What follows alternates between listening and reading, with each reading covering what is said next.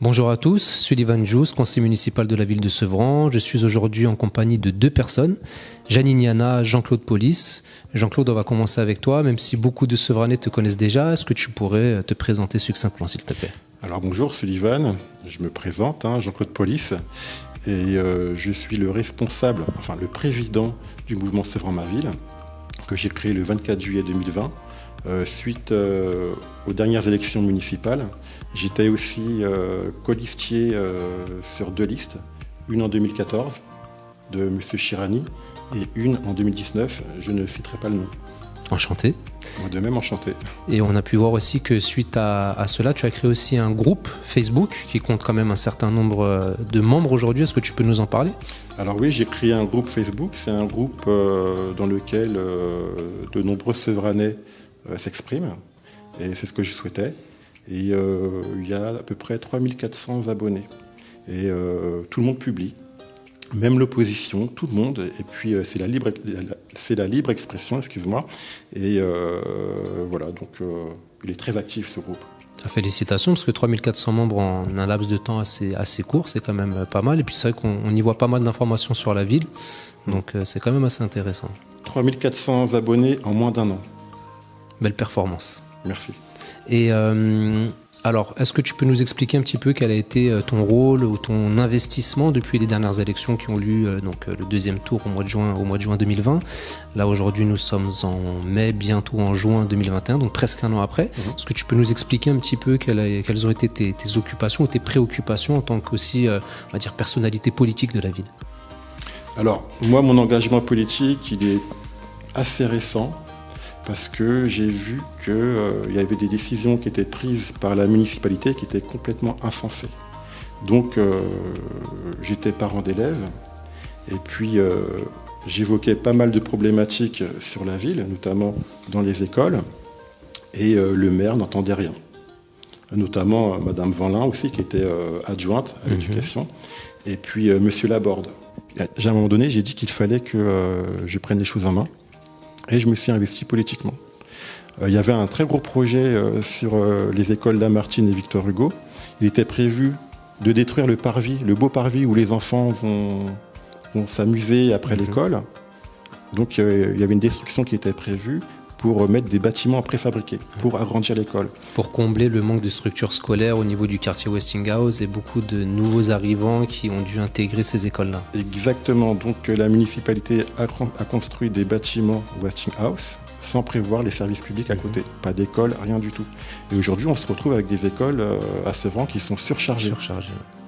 Et c'est vrai parce que j'ai moi-même ma maman qui travaille dans l'une de ces écoles et qui me dit que ça devient assez compliqué au quotidien. Il y a même des bâtiments qui ont été entre guillemets réquisitionnés pour en faire des salles de classe, pour agrandir. Et donc c'est vrai que c'est une problématique importante qui touche ce quartier sud de la ville. Exactement, mais au-delà de tout ça, il faut quand même se dire que les écoles sévranaises sont dans un piteux état. Quand j'ai tenu le bureau de vote pour les élections municipales, quand je suis arrivé, il n'y avait pas d'électricité. On a attendu un technicien pendant 1 heure avant qu'on commence les élections. Et c'était, c'est très compliqué pour les enseignants, pour les enfants. En fait, j'ai l'impression qu'on construit de manière volontaire ou involontaire des écoles de l'échec. Alors qu'on pourrait prévoir des écoles de l'excellence, parce qu'on peut dire ce qu'on veut. Quand on construit une école, on ferme une prison. Et à Sevran, il faut mettre le paquet sur l'éducation. En référence à Victor Hugo. Exactement. Qui est justement l'une des écoles du quartier des Trèfles dont on parle. Bien sûr. Et donc moi, je suis sensible à toutes les questions de la jeunesse. Je suis un professionnel de l'éducation spécialisée. Je suis responsable d'un service de protection de l'enfance. Et puis, je vois que nos enfants dans le 93 n'ont pas le même traitement que les enfants qui habitent dans les Hauts-de-Seine. Et il faut mettre le paquet. Il y a quelque chose que je ne comprends pas à Sevran, à Westinghouse. Il y a un bâtiment en briques rouges. Il y a l'école de la deuxième chance. Alors, c'est très bien l'école de la deuxième chance. C'est excellent. Mais avant de penser à la deuxième chance, il faut penser à la première chance. Bien sûr. Et là, il n'y a pas d'école. Et je vois, il y a des enfants qui qui font presque 4 km pour se rendre de Westinghouse jusqu'à Victor Hugo, Lamartine. C'est scandaleux. Et pareil le soir, Exactement. pour revenir sur des routes en plus où on constate qu'il y a de nombreux véhicules qui sont sur les trottoirs, donc obligés de passer sur les routes, ce qui constitue aussi un danger pour les familles qui doivent emprunter ces chemins, sans compter les mamans avec des poussettes ou les personnes à mobilité réduite. Donc c'est vrai qu'il y a tout un tas de problématiques sur la ville, que ce soit dans ce quartier ou même dans d'autres quartiers. Ça, c'est une évidence. Ouais. Bien sûr. Et puis... je me suis investi vraiment dans cette ville parce que je l'aime profondément. Je trouve que les habitants sont très gentils, sympathiques, avenants. J'ai habité pendant 4 ans au Plessis-Robinson. Quand j'ai quitté la ville, je connaissais personne. Je suis arrivé ici, en 15 jours, je connaissais toute ma rue. Aujourd'hui, ça fait 12 ans que je suis là. On me connaît un peu partout dans Sevran. Ce n'était pas le cas dans les Hauts-de-Seine. C'est vrai que la population sevranaise est très attachante, contrairement à ce qu'on peut entendre parfois dans les médias, qui ont tendance bien souvent à stigmatiser notre ville, qui a certes ses problématiques, mais qui a aussi énormément de qualités qui sont très peu souvent mises en lumière. On aura peut-être un projet dont on parlera au Sevranais à l'avenir sur cette thématique, mais c'est vrai que Sevran est une ville qui a quand même beaucoup d'atouts, on le dit souvent, il y a quand même beaucoup de verdure, il y a des parcs, il y a des gares, il y a le Grand Paris qui arrive, on a l'aéroport à côté, on a les autoroutes qui ne sont pas très très loin, il y a un centre commercial, même s'il est ce qu'il est, qui mériterait peut-être aussi une petite rénovation, mais c'est vrai que Sevran a beaucoup d'atouts, beaucoup de qualités qui ne sont pas suffisamment exploitées à leur juste mesure, et je pense que les Sevranais auraient à gagner à reprendre véritablement toutes ces qualités en main pour pouvoir les développer, les concrétiser. Exactement. Et puis, en France, il n'y a que 2 villes, comme en termes de transport, que 2 villes. Il y a Saint-Denis, en termes de dessert de transport, il y en a partout des transports. Et Sevran, il n'y en a que 2 en France. Et aujourd'hui, je ne comprends pas. C'est une ville qui n'arrive pas à décoller, qui souffre d'une image affreuse, alors qu'on est bien. Donc, voilà. Donc, aujourd'hui, j'ai décidé alors, je vais un peu changer de discussion. Aujourd'hui, si je suis là, c'est pour Janine. Et j'avais envie de te saluer par rapport à ton engagement politique. Et donc, on va faire juste un petit rappel pour les téléspectateurs. Janine, donc tu es candidate aux élections départementales sur le canton Sevran-Villepinte en binôme avec Fabrice Cagny qui est conseiller municipal de l'opposition là-bas. Ni Jean-Claude ni moi sommes candidats à ces élections, mais nous on a déjà pu voir à travers certaines vidéos que tu avais notre soutien en termes de communication, qu'on peut aussi mettre certains moyens à ta disposition pour pouvoir faire la campagne qui soit la plus belle qui soit. Et c'est aussi l'objet de notre rencontre aujourd'hui, parce que Jean-Claude, je te laisse prendre le relais, mais voilà, c'était juste pour faire un petit rappel, pour mentionner à nos téléspectateurs que tu es candidate aux élections départementales. Alors moi, quand tu m'as appelé, pour moi ça a été une grande surprise. J'étais heureux d'entendre que tu t'investissais sur le plan politique. Tu vas permettre aux Sevranais d'avoir une autre offre politique, parce qu'il y a des personnes qui sont là depuis 40 ans, 30 ans, 20 ans, et ils ne brillent pas par leur bilan, ils brillent, moi je trouve, par leur échec, et on le voit tous les jours, il y a juste à se promener dans la rue, il y a des trous partout. J'ai l'impression que ces personnes-là sont là que pour elles-mêmes, pour un intérêt particulier. Aujourd'hui, tu t'engages, une étiquette politique pour laquelle je ne suis pas adhérent, je ne suis pas encarté, mais je salue la personne de la société civile, et j'invite toutes les personnes qui veulent s'engager politiquement à le faire, quelle que soit la couleur politique. Et moi, je te soutiens, je t'aiderai. Tu as le soutien du mouvement citoyen Sevran-ma-ville. Petite particularité sur les représentants titulaires de Sevran, tu es la seule femme. Donc c'est quelque chose aussi à saluer. Nous te félicitons pour cela. On a pu te découvrir aussi un petit peu sur la vidéo, sur ton portrait, sur ta présentation. On a découvert ton engagement en tant que militante associative, d'assistante sociale, d'aide juridique. Et je pense qu'aujourd'hui, donc cet engagement politique n'est que la continuité de ton parcours de vie en tant que militante. Donc un grand bravo, plein de belles choses à toi, comme je te le disais tout à l'heure. Moi, ce que je vais faire, c'est que je vais te donner le micro pour que tu puisses échanger aussi un petit peu avec Jean-Claude, c'est le but, et que tu puisses éventuellement partager certaines choses avec les téléspectateurs qui vont regarder cette vidéo.